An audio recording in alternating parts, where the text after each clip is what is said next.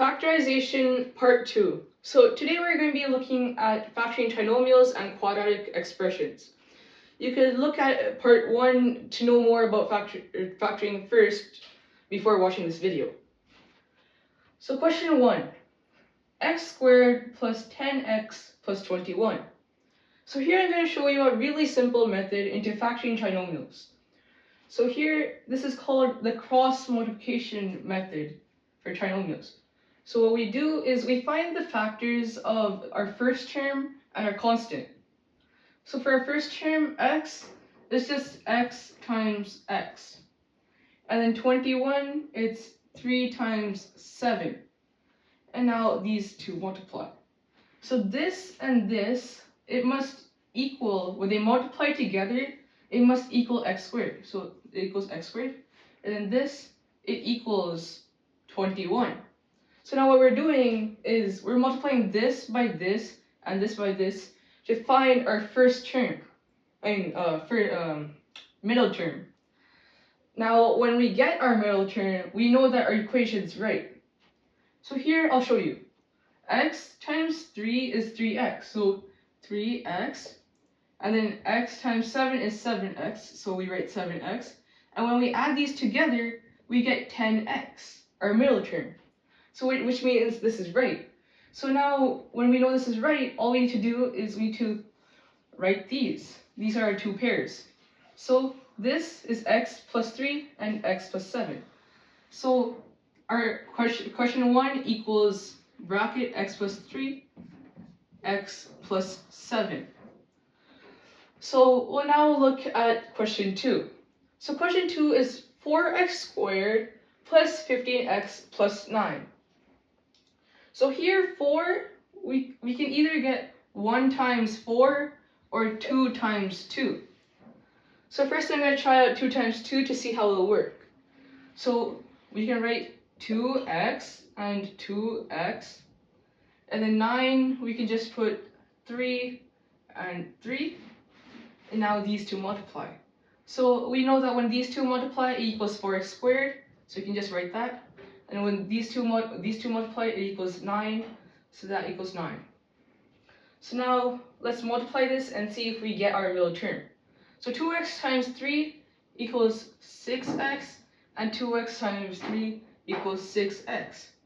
Now wait a minute, that only equals 12x. Which means this can't be right. So then we can try 1 times 4 instead. So now we can just erase this, and then we can write x times 4x this time. So now we can try this again. These, when they multiply, equals 4x squared. These, when they multiply, equal 9. And now let's cross multiply.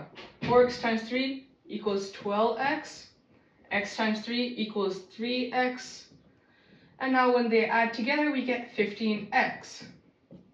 So this is right. This is our correct answer to our question. So now we just get these two pairs.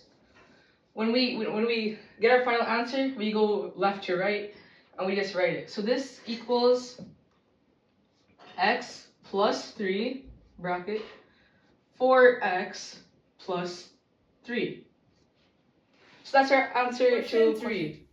4x squared minus 8x plus 3. So here we're doing the same thing we did in our previous question, except that we have a negative over here. So let's do things first. So 4, we can do 1 times 4 or 2 times 2. So let's first try 2 times 2. So I'm going to write 2x and 2x. And here 3, we can just write 1 and 3. But now when we look at this, we have a negative here, right? Which means, and we have a positive here, which means both of the numbers that are factors of 3 are going to be negative in order for this to be negative and this to be positive. So this is going to be negative 1, and this is also going to be negative 3. So now, even when we multiply these together, we still get 3. We still get positive 3.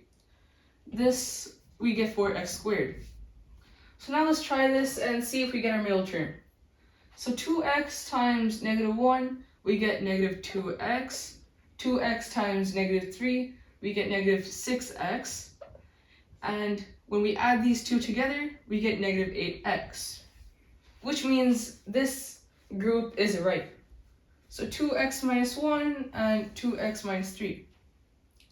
So the answer to question 3 is bracket 2x minus 1 times 2x minus 3. So now let's move on to question 4. So question 4, over here, we do the same thing we did before. So here, 2x, we just write 1x and 2x, negative 3, we can just write 3 and 1, and we now need to look at where this negative would make sense. Because here, we have a negative here and a negative here. Here, we have a negative only once. That means one of these two numbers is only negative. So, what makes sense to be negative out of these two numbers when we cross multiply to get negative 5x? So here, when we put negative 3 times 2x, and then plus that, we will get negative 5. So it would make sense if we put a negative over here. So let's try this out first. So let's cross multiply this.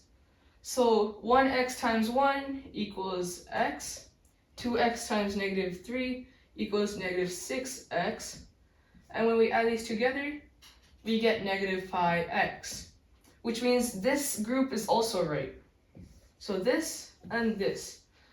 So question 4 equals x minus 3 and 2x plus 1. So that's it for today. We'll be doing more of these type of questions and factorization in our next factorization videos. Thanks for watching, and yeah, bye!